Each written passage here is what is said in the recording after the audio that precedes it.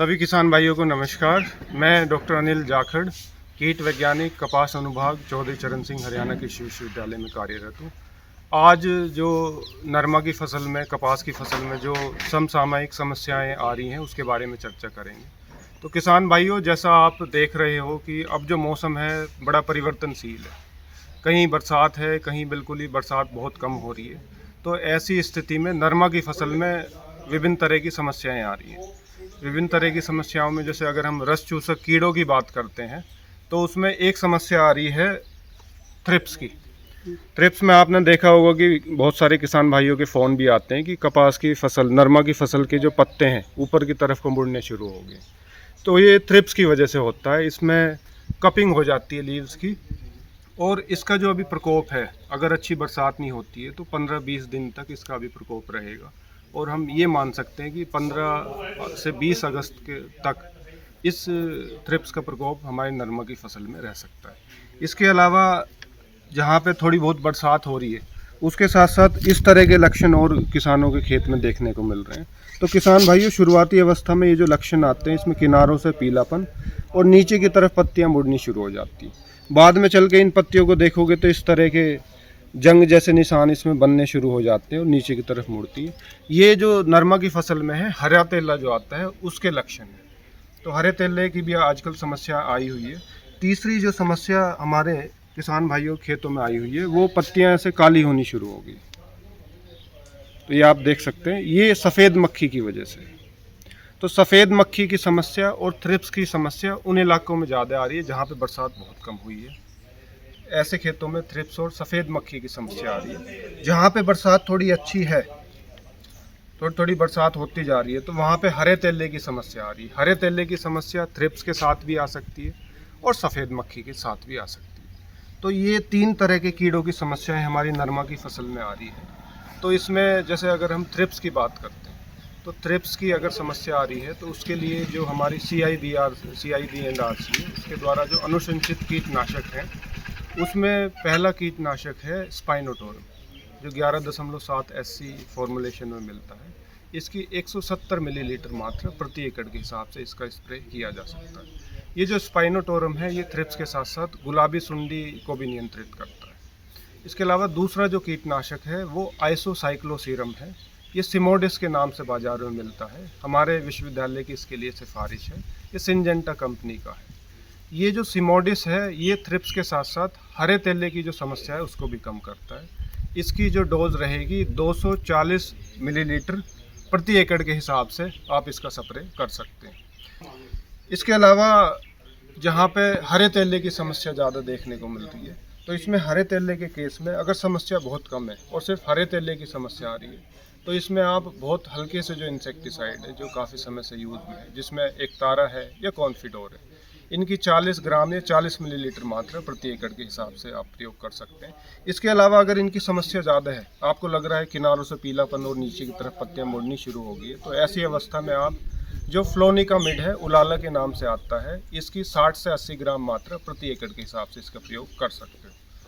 इसके अलावा अगर सफ़ेद मक्खी की समस्या हमारे किसान भाइयों के खेतों में देखने को मिल रही है तो अगर आगे अच्छी बरसात नहीं होती है, वैसे तो इस सप्ताह अच्छी बरसात बताई हुई है, अगर अच्छी बरसात नहीं होती है तो सफ़ेद मक्खी के बढ़ने की संभावना है। सफ़ेद मक्खी के साथ साथ हरे तेले की बढ़ने की भी संभावना है। तो इसमें एक बहुत अच्छा मॉलिक्यूल है जो एफिडोपायरोपेन है। ये BASF कंपनी का है, सेफिना के नाम से मिलता है। तो इसकी 400 मिलीलीटर मात्रा प्रति एकड़ के हिसाब से प्रयोग की जा सकती है। ये सफ़ेद मक्खी के साथ साथ हरे तेले की भी समस्या को कम करता है। इसके अलावा जैसे CIB&RC के द्वारा एक रिकमेंडेड इंसेक्टिसाइड है डिम्प्रोपायरिडेज, ये 120 ग्राम पर लीटर की फॉर्मुलेशन अवेलेबल है। तो इसकी भी 400 मिलीलीटर मात्रा प्रति एकड़ के हिसाब से सफ़ेद मक्खी और हरे तेले पे बहुत अच्छा काम करता है। इसके अलावा किसान भाइयों, आप जैसे देखोगे कि आजकल गुलाबी सुंडी की भी समस्याएं बढ़ने लगी है और वो देखी जा रही है। पिछले 3-4 सर्वे में हमने ये पाया है कि जो अप्रैल के महीने में बिजाई की हुई कपास है या नरमा है उसमें गुलाबी सुंडी का प्रकोप कहीं कहीं देखने को मिल रहा है। और अभी जो गुलाबी सुंडी का प्रकोप है वो जो आर्थिक क्षति स्तर है उसके आसपास ही है, तो कोई अभी ऐसी घबराने वाली बात नहीं है। अगर आप कीटनाशकों का प्रयोग थ्रिप्स के नियंत्रण के लिए कर रहे हो तो उससे जो है ज़्यादातर जो कीटनाशक हैं वो गुलाबी सुंडी के लिए भी प्रभावी है। इसके अलावा अगर गुलाबी सुंडी के लिए प्रभावी कीटनाशक की हम बात करते हैं तो उसमें जो अच्छे कीटनाशक हैं उसमें जैसे CIBC की रिकमेंडेशन है स्पाइनोटोरम, तो 11.7 SC में मिलता है। इसकी 190 मिलीलीटर मात्रा प्रति एकड़ के हिसाब से आप प्रयोग कर सकते हो।